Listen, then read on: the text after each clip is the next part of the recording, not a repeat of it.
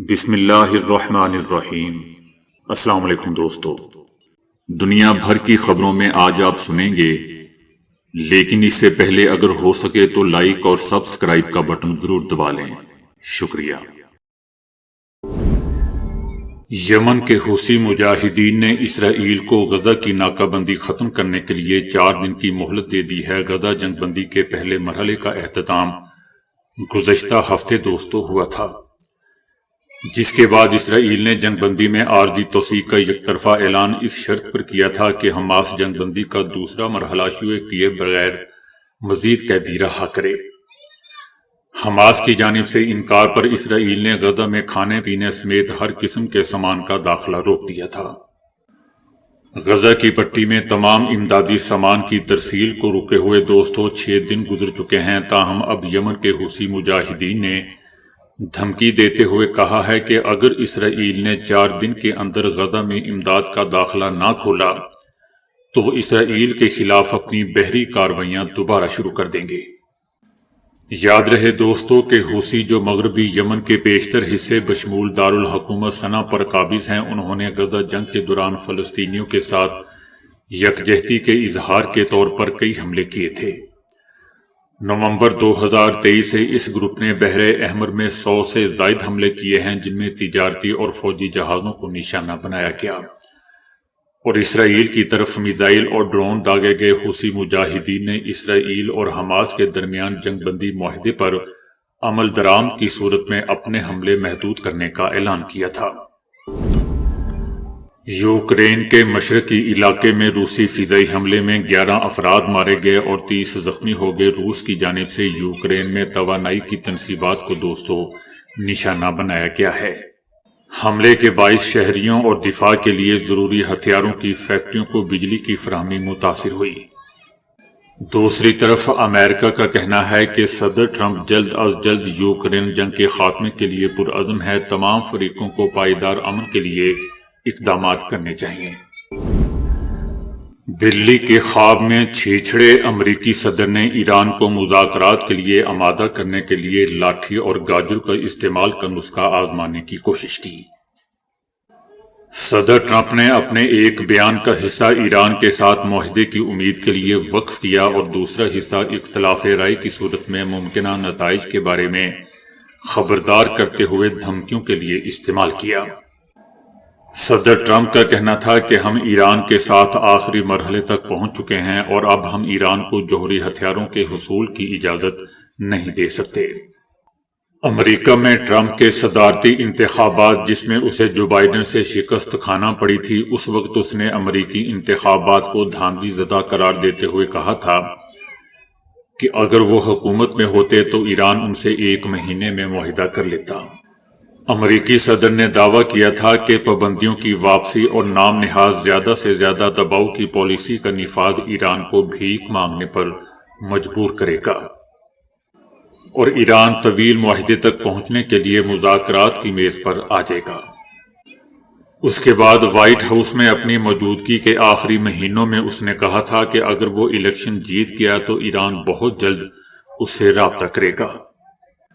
صدر ٹرمپ نے کبھی کہا کہ یہ 1 ہفتے کے اندر ہوگا اور کبھی وہ 1 مہینے کے لیے ڈیڈ لائن دیتا رہا۔ جمعے کو ایک نیوز کانفرنس میں اپنی تقریر کے ایک حصے میں صدر ٹرمپ نے سابق امریکی صدر جو بائیڈن کو بیوقوف آدمی کے طور پر پیش کیا اور دعویٰ کیا کہ اس نے ایران کے خلاف پابندیاں اٹھا کر ایران سے معاہدہ کے امکان کو ختم کر دیا۔ لیکن دوستو ٹرمپ کا یہ دعویٰ غلط ہے، کیونکہ جو بائیڈن نے وائٹ ہاؤس میں اپنے 4 سالہ موجودگی کے دوران ایران کے خلاف پابندیوں کو بڑھانا جاری رکھا تھا۔ صدر جو بائیڈن نے ٹرمپ کے جاری کردہ متعدد پابندیوں کے ایگزیکٹو آرڈر کا حوالہ دے کر اسے ایران کے خلاف استعمال کیا۔ صدر ٹرمپ کا یہ بھی کہنا ہے کہ امریکہ ایران کے ساتھ ایسی صورتحال میں ہے کہ اب بہت جلد فیصلہ ہوگا۔ ان کا کہنا تھا کہ انہیں امید ہے کہ دونوں فریق امن معاہدے تک پہنچ سکتے ہیں۔ ٹرمپ نے یہ بھی کہا تھا کہ اگر مسئلہ اس طرح حل نہیں ہوا اور امن معاہدہ نہ ہوا تو دوسرا آپشن اس مسئلے کو حل کر دے گا، لیکن انہوں نے اس کی وضاحت نہیں کی۔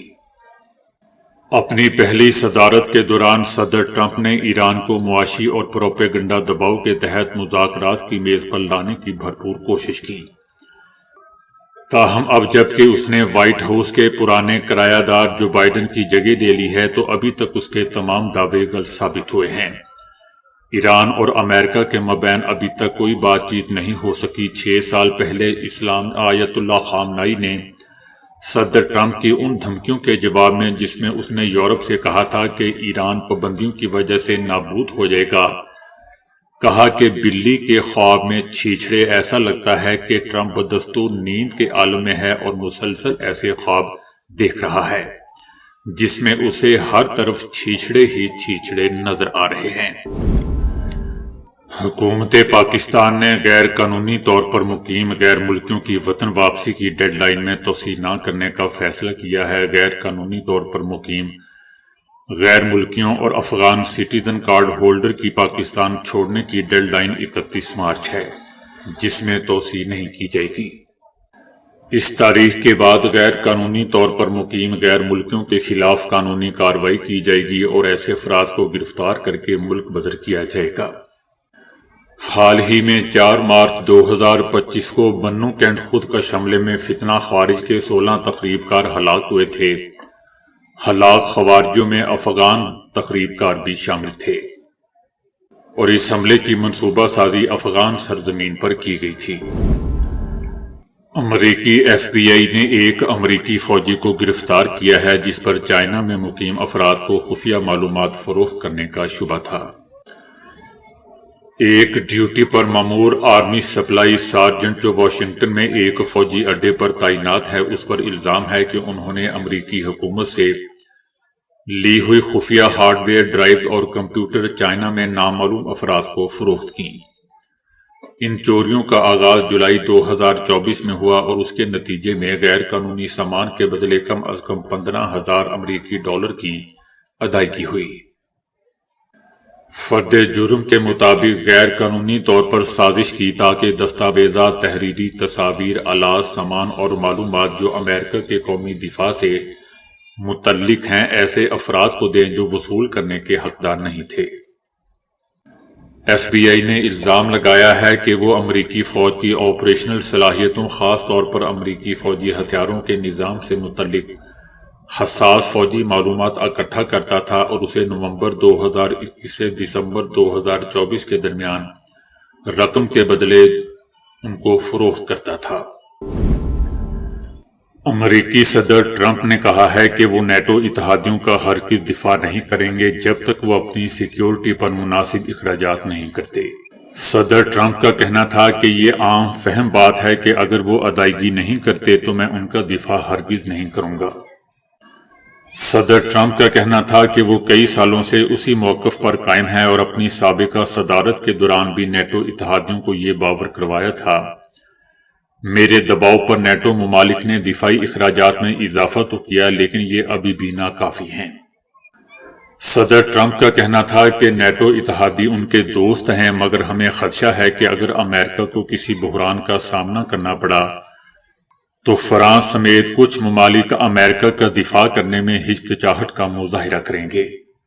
صدر ٹرمپ کا کہنا تھا کہ آپ جانتے ہیں کہ نیٹو کے حوالے سے میرا سب سے بڑا مسئلہ کیا ہے۔ میں ان سب کو اچھی طرح جانتا ہوں، یہ میرے دوست ہیں، لیکن اگر امریکہ کو مشکل پیش آئی اور ہم انہیں مدد کے لیے بلائیں تو کیا وہ آپ کو لگتا ہے کہ فرانس یا دوسرے ملک ہماری مدد کریں گے؟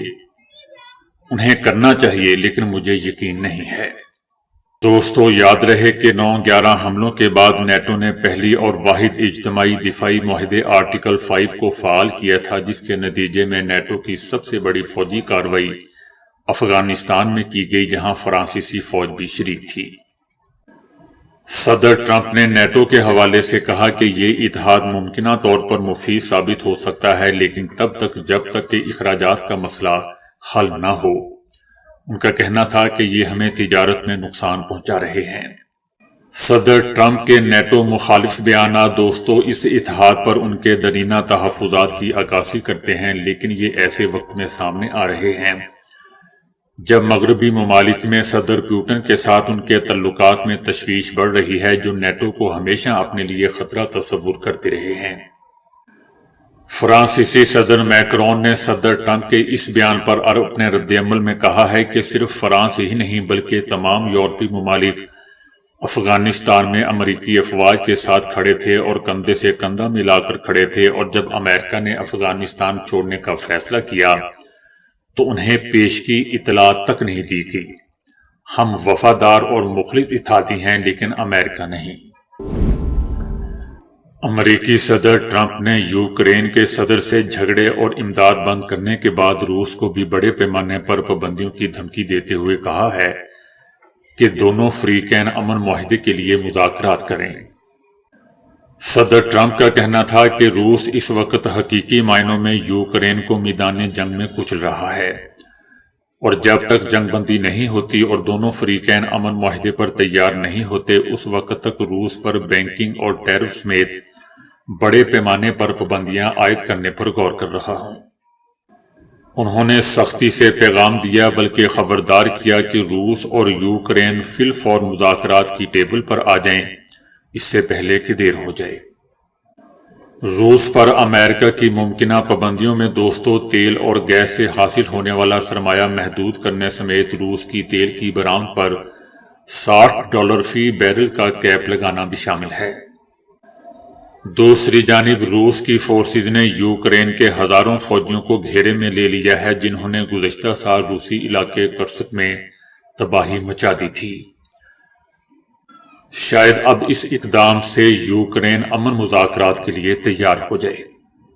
ادھر سے رپورٹس آ رہی ہیں کہ کرسک ریجن میں یوکرین کی صورتحال انتہائی پتلی ہو چکی ہے اور خاص طور پر گزشتہ 3 دنوں سے انتہائی خراب حالت ہے، کیونکہ روسی فورسز نے یوکرین کی فوج کی 2 مرکزی سپلائی لائنز کاٹ دی ہیں۔ فن لینڈ حکومت کا بھی کہنا ہے کہ کرسک ریجن میں یوکرین کے لیے صورتحال انتہائی خراب ہے، جبکہ روس یا یوکرین دونوں نے اس حوالے سے کوئی تصدیق یا تردید نہیں کی ہے۔ ادھر یوکرین کے صدر نے بھی اپنا نیا بیان جاری کیا ہے کہ پائیدار امن کے قیام کے لیے پہلا قدم تو یہ ہے کہ روس کو اس طرح کے حملوں سے روک دینا چاہیے۔ اسرائیلی فوج نے حماس کے 7 اکتوبر 2023 کے حملے پر اپنی جو پہلی سرکاری رپورٹ جاری کی ہے، اس میں اعتراف کیا گیا ہے کہ اسرائیلی دفاعی افواج اپنے شہریوں کی حفاظت کرنے کے مشن میں ناکام رہی ہے۔ 19 صفحات پر مشتمل رپورٹ میں دوستو اسرائیلی فوج کی ان ناکامیوں کا ذکر ہے جن کے سبب 1200 اسرائیلی ہلاک ہوئے اور حماس اور دیگر فلسطینی گروہوں نے 251 شہریوں کو یرغمال بنایا۔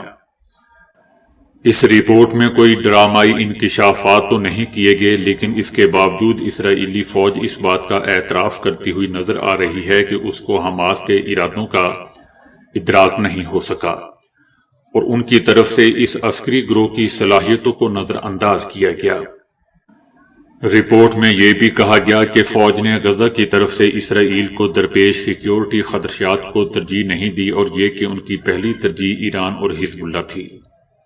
اسرائیلی فوج کی رپورٹ میں کہا گیا کہ حماس کی کوئی قانونی حیثیت نہیں تھی، لیکن اس کے باوجود بھی اس تنظیم کا متبادل تلاش کرنے کی کوشش نہیں کی گئی، اور یہ تصور کر لیا گیا کہ حماس باقاعدہ جنگ شروع کرنے میں نہ تو دلچسپی رکھتی ہے اور نہ ہی اس کی تیاری ہے اور نہ ہی اس کی طاقت ہے۔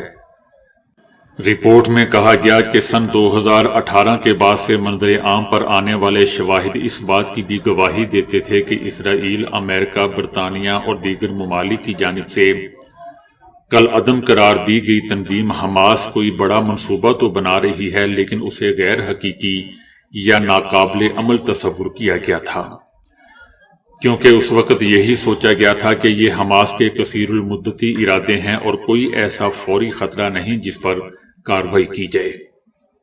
اسرائیلی فوج کی رپورٹ میں یہ بھی لکھا تھا کہ جنگ شروع ہونے سے کچھ ماہ پہلے ملٹری انٹیلیجنس نے خطے کی صورتحال کے حوالے سے نئی رپورٹ مرتب کی تھی، جس میں کہا گیا تھا کہ حماس کا منصوبہ صرف ایک سوچ نہیں ہے بلکہ آپریشنل ٹریننگ پر مبنی ایک مستند منصوبہ ہے۔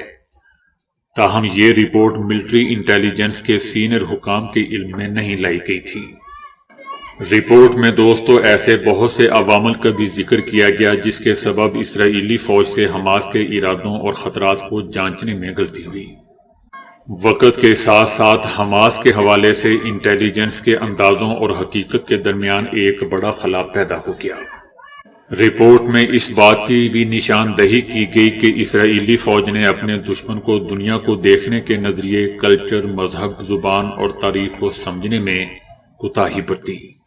رپورٹ میں مزید کہا گیا کہ 7 اکتوبر کو فوج کا غزہ ڈویژن کئی گھنٹوں کے لیے شکست کھا گیا تھا اور وہ نہ حملے کو سمجھ پائے اور نہ یہ فیصلہ کر پائے کہ اس سے نمٹنا کیسے ہے۔ اسرائیلی فوج کے مطابق ملک کی فضائیہ نے حماس کے حملے پر فوری رد عمل تو دیا لیکن اسے اسرائیلی فوجی اہلکاروں، عام شہریوں اور تخریب کاروں کے درمیان فرق کرنے میں مشکل کا سامنا کرنا پڑا۔ اسرائیلی فوج کے چیف آف سٹاف نے پیر کو یہ رپورٹ اپنے کمانڈرز کو پیش کی اور کہا کہ وہ ان تمام ناکامیوں کی ذمہ داری قبول کرتے ہیں۔ ایک ویڈیو پیغام میں ان کا کہنا تھا کہ میں ذمہ داری لیتا ہوں کہ میں 7 اکتوبر کو فوج کا کمانڈر تھا اور نہ صرف اپنا ذمہ دار تھا بلکہ آپ سب کی ناکامیوں کی بھی ذمہ داری لیتا ہوں۔ لیکن دوسری طرف اسرائیلی وزیر اعظم نیتن یاہو نے اس حوالے سے کہا تھا کہ ریاستی سطح پر ایسی انکوائری غزہ جنگ کے مکمل خاتمے کے بعد ہی ممکن ہو پائے گی۔ نیتن یاہو نے اس حملے کو روکنے میں ناکامی کی کوئی ذمہ داری نہیں لی ہے اور ان کے ناقدین کا الزام ہے کہ اسرائیلی وزیر اعظم نیتن یاہو اس حوالے سے اپنی ذاتی ناکامی کو قبول کرنے سے ہچکچا رہے ہیں۔ تو دوستو ابھی کے لیے اتنا ہی۔ ویڈیو کو لائک اور شیئر کرنے کا بہت بہت شکریہ۔